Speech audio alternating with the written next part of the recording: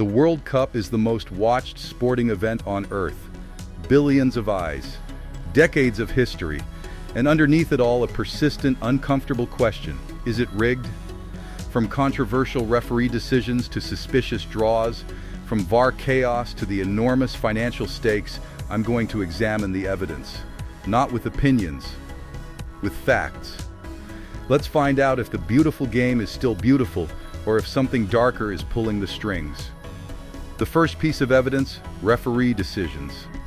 Every World Cup has them moments where a single whistle changes everything. The 2006 final, where Zidane was sent off for a headbutt. The 2018 Brazil versus Mexico match with questionable calls.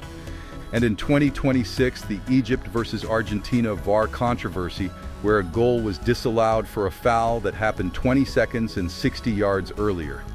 Are these honest mistakes, or is there a pattern?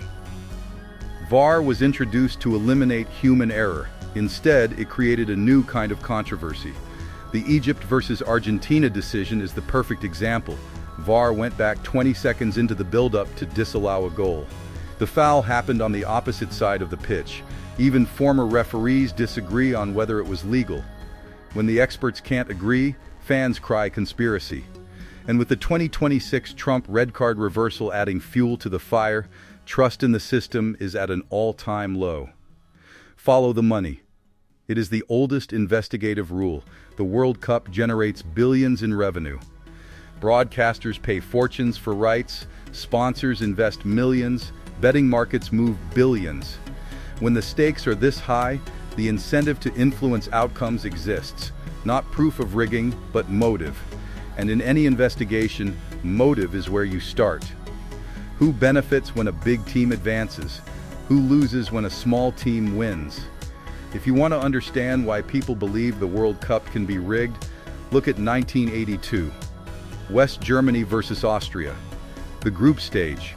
A 1-0 win for West Germany suited both teams. It eliminated Algeria, who had played earlier.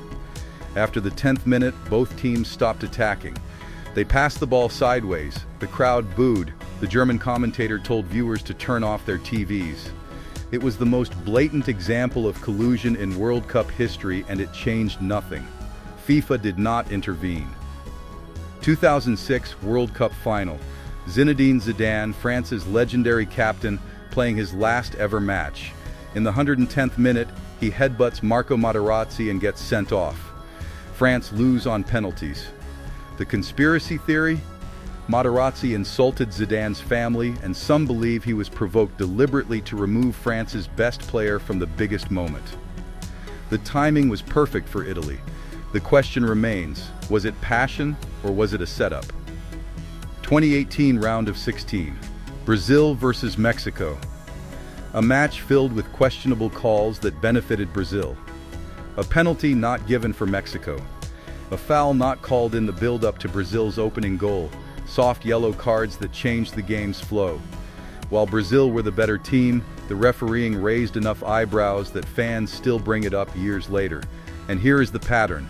When controversy happens, it tends to favor the bigger team. Always. Now we arrive at 2026. The most direct evidence yet of outside influence. Donald Trump personally called FIFA President Gianni Infantino to ask for a review of Balogun's red card. A U.S. president directly contacting football's governing body to influence a disciplinary decision. FIFA overturned the ban, the first red card reversal in over 60 years. Belgium's furious response. They beat the USA 4-1 and posted a picture with 2 words: overturn this. The question is not whether influence was attempted, it was. The question is whether it worked. Let's weigh the evidence. On one side, human error is inevitable across hundreds of matches. Referees will make mistakes, VAR will have gray areas, not everything is a conspiracy. On the other side, the pattern of controversial decisions favoring larger teams, the enormous financial stakes, the history of collusion, and now a U.S. president directly calling FIFA. No single piece of evidence proves the World Cup is rigged, but collectively the pattern demands scrutiny. Where there is smoke, there is often fire. So is the World Cup rigged? I cannot give you a definitive yes or no. There is no smoking gun. But there is a pattern, there is motive, there is a history of collusion, and there is a growing list of moments that make even the most trusting fan pause. The World Cup is the greatest show on earth, but every great show has a director. The question is, who is directing this one? I want to hear what you think. Drop your thoughts in the comments. And if you want more content like this, subscribe. The investigation continues.